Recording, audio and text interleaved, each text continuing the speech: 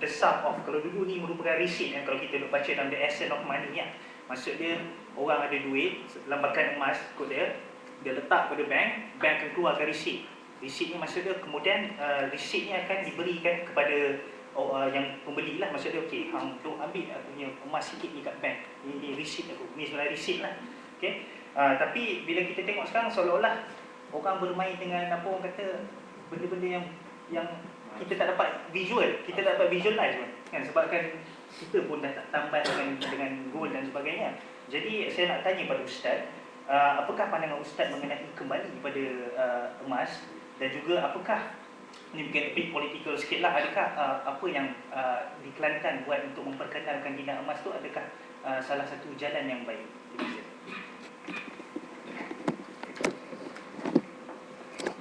Okay, wallahu a'lam. Saya sebenarnya tunggu Afif jawab saya balik. Afif cool je. Yang ni bagus Afif. Apa saja melawak. Apa ni? Saya nak tanyalah saudara-saudara semua, bila kita bercakap tentang dinar emas ataupun gold dinar. Dinar tu emas lah, kan? Tapi tak apalah, dinar emas ataupun gold dinar. Dan soalan moderator, adakah kita nak balik semula kepada dinar emas? Kajian Kelantan pun buat, dan Tun Mahathir pun propose benda ni banyak kali di peringkat antarabangsa dan juga dalam negara kita. Banyak pihak lah sebenarnya. Dan idea itu juga berbeza. Ada yang mengatakan bahawa kita mesti 100% berasaskan kepada emas dan perak kerana ia disebut dalam Quran dan hadis. Kemudian adakah kita nak mulakan hanya di peringkat antarabangsa, contohnya jual beli antara Malaysia dan Indonesia katalah, kan? Jual beli katalah apa? Minyak kelapa sawit. Maka siapa nak beli minyak kita, dia bayar dengan gold, dengan gold dinar ataupun dinar emas. Macam-macam idea. Baik.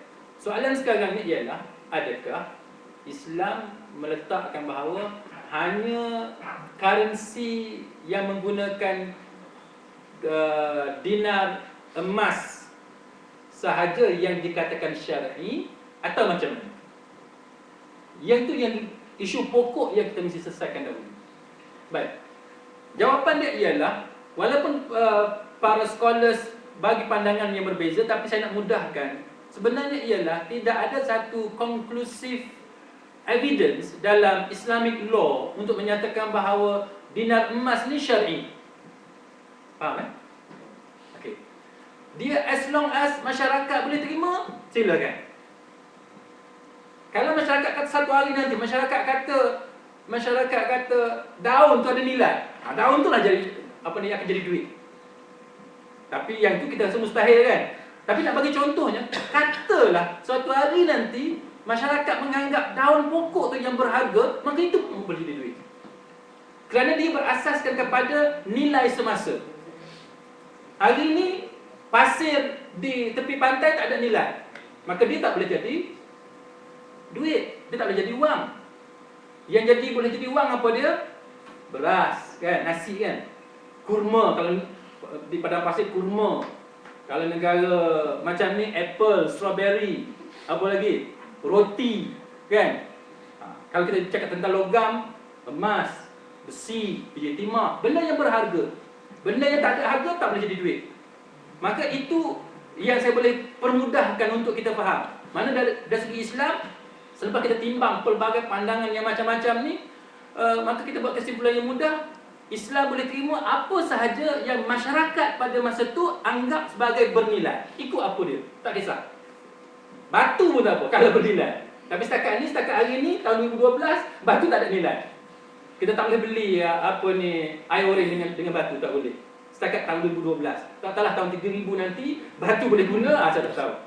Baik, faham setakat tu? Punca dia kenapa? Kerana ulama berbeza pendapat tentang adakah apabila Quran dan hadis menyebut dinar dan dirham menyebabkan itu menjadi syar'i? Jawapannya tidak. Walaupun setengah ulama kata itu syar'i, kita kata tidak. Sebab Quran hanya menyebut dinar dan dirham, dan dia tidak mengatakan bahawa wajib guna dinar dan dirham. Faham setakat tu? Okey. Masuk isu yang kedua tadi, duit, kan? Duit kertas.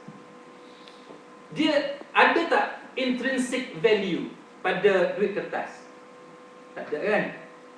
5 pound, 10 pound, 50 pound. Adakah dia bernilai sebanyak tu? Tak. Dia hanya mewakili nilai dia. Faham? Masalahnya kerana kita telah terperangkap dalam tipu daya Amerika. Dan soal ini, Amerika dia nak gold, dia nak menambahkan stok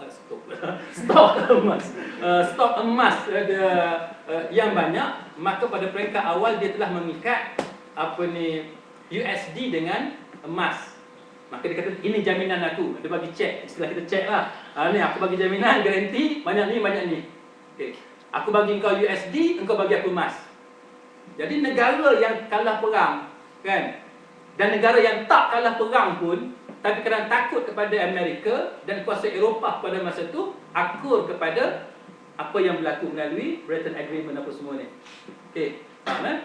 Dengan tertubuhnya IMF, World Bank, bermula dengan 44 members kepada itu. Jadi apa yang berlaku ialah apabila diikat kepada USD, maka emas diambil secara banyak menjadi stok kepada Amerika. Faham cakap tu? Bila Amerika kalah perang, menyebabkan Perancis claim emas sebanyak 100 juta lebih. Menyebabkan negara lain juga claim. Menyebabkan stok emas yang dimiliki oleh Amerika menyusut dengan banyak. Dan yang ni yang Nixon shock kan, telah buat keputusan bahawa USD tak boleh diikat lagi kepada emas kerana ini akan menyebabkan Amerika hilang emas dengan begitu mendadak. Boleh faham cakap tu? Jadi apa yang berlaku ialah Amerika cuba ambil sebanyak mungkin simpanan emas dunia untuk bawa masuk dalam simpanan dia. Dia bagi kat kita kertas. Okey, faham? Kemudian dia mengatakan bahawa jual beli antara negara dengan negara mesti menggunakan satu mata wang, macam yang Hafiz sebut tadi. Kan, mesti menggunakan satu mata wang. Dia kata Amerika lah, dia kata dia aku lah dia kata.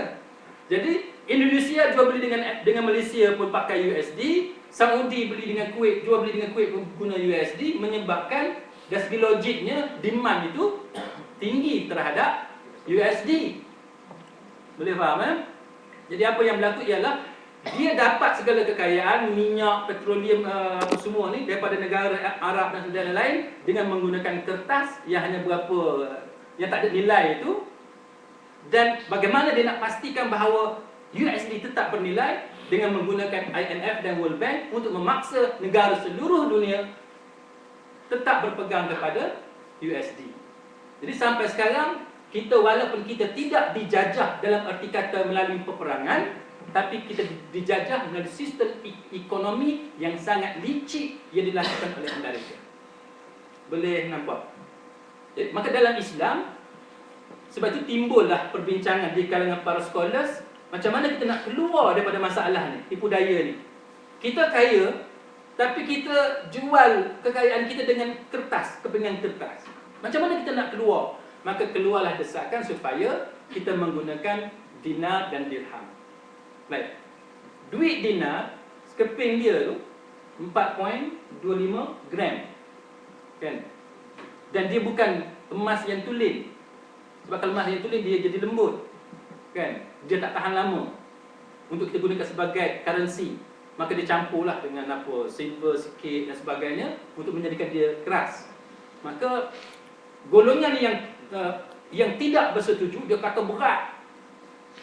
Dia kata berat. Sebenarnya tak berat sebenarnya. Sebab dia benda tu kecil tapi nilai dia tinggi. Kan? Tapi tak apalah, itu kita tinggal perbahasan itu. Cuma yang kita nak ceritanya ialah bahawa idea tersebut hasilkan shilling emas dan itu digunakan sebagai mata wang kerana dia ada nilai intrinsik. Faham kan? Dia ada nilai dia yang sendiri. Maka macam mana kita nak perkenalkan dinar emas ni? Sebab kita nak keluar daripada kongkongan ekonomi seperti itu, macam mana kita nak buat? Maka pelbagai cadangan, ada yang mengatakan cara sebagaimana Tun Mahathir kata, kita mulakan dengan perdagangan dipekat antara bangsa terlebih dahulu, antara negara dengan negara. Sebagai mengatakan bahawa kita mula dalam negara dahulu dan macam-macam. Kalau kita tanya pandangan agama, kita lihat Quran dan hadis tidak ada menyentuh cara jelas. Itu antum a'lamu bi syu'uni dunyakum. kamu lebih tahu tentang hal ehwal dunia kamu. Islam datang nak cerita tentang akhirat. Macam mana dunia tadi akan menjadi kepada akhirat. Faham Tentang macam mana kamu nak buat kereta, macam mana kamu nak buat gear automatik, macam mana duit kamu, cek kamu, voucher, resit dan sebagainya, itu urusan kamu fikir sendiri macam mana nak cari kemaslahatan. Maka jawapan dia ialah tidak ada satu idea yang kita boleh kata syar'i, compliant tu, syariah compliant, tapi kita boleh mengatakan bahawa kita boleh mulakan secara